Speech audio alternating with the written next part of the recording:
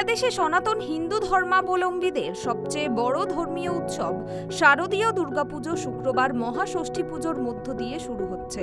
পুজোকে আনন্দমুখর করে তুলতে মন্দির মণ্ডপগুলো বর্ণাঢ্য সাজে সাজানো হয়েছে। বৃহস্পতিবার ঢাকঢোল আর কাসর বাদ্যে দেবীর বোধন পুজোর মধ্যে দিয়ে দুর্গাপুজোর মূল আনুষ্ঠানিকতা শুরু হয়েছে। শারদীয় দুর্গোৎসবের প্রাক্কালে দক্ষিণায়নের নিদ্রিত দেবী দুর্গার নিদ্রা ভাঙার জন্য বন্দনা করা হয়েছে।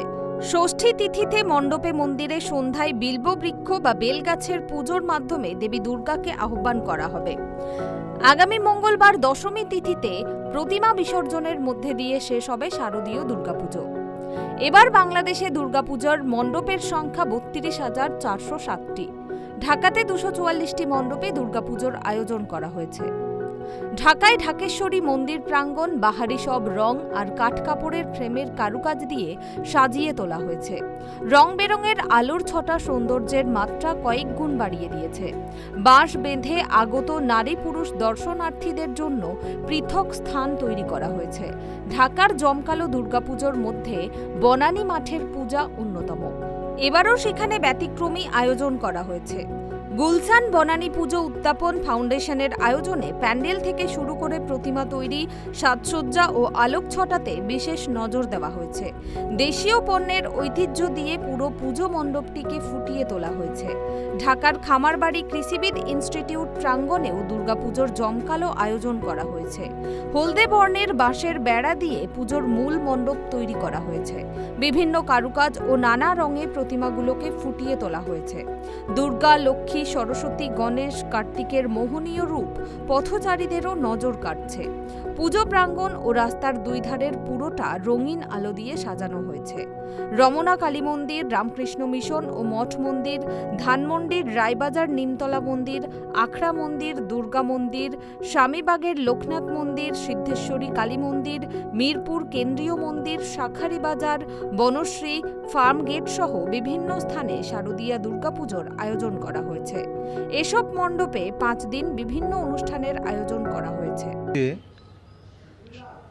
শুরু হচ্ছে আমাদের 5 দিনব্যাপী দুর্গোৎসব। বাংলাদেশে সব জায়গায় শহর সহ গ্রাম পর্যন্ত দুর্গাপূজা অনুষ্ঠিত হয়। ইতিমধ্যে পূজার আয়োজন প্রায় শেষ পর্যায়ে প্রস্তুতি। আগামীকাল চক্ষুদানের মধ্য দিয়ে পূজার আনুষ্ঠানিকতা শুরু হবে। 5 দিনব্যাপী আমরা আনন্দ উল্লাসে মায়ের আরাধনা করব। দেবী দুর্গা হলেন দুর্গতি নাশ করার, উনি দুর্গতি নাশিনী। আমরা চাই বাংলাদেশের সব ধরনের দুর্যোগ, দুর্বিপাক, দুর্দশা থেকে মা রক্ষা করবেন। ঢাকা সহ সারা বাংলাদেশে প্রতিটি পুজো মণ্ডপের নিরাপত্তা রক্ষায় পুলিশ, আনসার, র্যাব ও বিডিআর সদস্যরা দায়িত্ব পালন করছেন। পাশাপাশি প্রতিটি মণ্ডপে স্বেচ্ছাসেবক বাহিনী দায়িত্ব পালন করছে। ঢাকেশ্বরী মন্দির মেলাঙ্গনে মহানগর সার্বজনীন পুজো কমিটির উদ্যোগে কেন্দ্রীয় নিয়ন্ত্রণ ব্যবস্থা রাখা হয়েছে রেখেছি এবং বাদবাকি সকল পুজো মণ্ডপকেই গুরুত্ব দিচ্ছি। যেহেতু এটি প্রধান পুজো মণ্ডপ, এখানে মাননীয় প্রধানমন্ত্রী এসে থাকেন এবং এটি সহ যে প্রধান 4টি পুজো মণ্ডপ সেখানে বিশেষ ব্যবস্থা গ্রহণ করা হয়েছে। সেখানে প্রত্যেকটিতে আর্চওয়ে থাকবে এবং বিশেষ টিম থাকবে এবং সিসিটিভি ক্যামেরার কথা বলছি, প্রত্যেকটি পূজা মণ্ডপেই কিন্তু সিসিটিভির ব্যবস্থা করা হয়েছে। আমরা জানি বাংলাদেশ সাম্প্রদায়িক সম্প্রীতির একটি অনন্য উদাহরণ, কিন্তু কখনো কখনো আমরা দেখেছি যে সাইবারের মাধ্যমে কোন স্বার্থান্বেষী মহল তার ক্ষীণ স্বার্থ চরিতার্থ করার জন্য সাম্প্রদায়িক সম্প্রীতি বিনষ্ট করার অপচেষ্টা করে থাকে। আমাদের ঢাকা মেট্রোপলিটন পুলিশের পক্ষ থেকে এটি প্রতিরোধ করার জন্য ব্যবস্থা রাখা হয়েছে, সাইবার মনিটরিং এর ব্যবস্থা রাখা হয়েছে। এছাড়া যে সমস্ত পূজা কমিটিগুলো রয়েছে সকলকে এ বিষয়ে অনুরোধ জানানো হয়েছে, যে কোনো ধরনের এ ধরনের কোনো সংবাদ কোনো সামাজিক মাধ্যমে কেউ পেলে যেন আমাদের দিয়ে থাকে।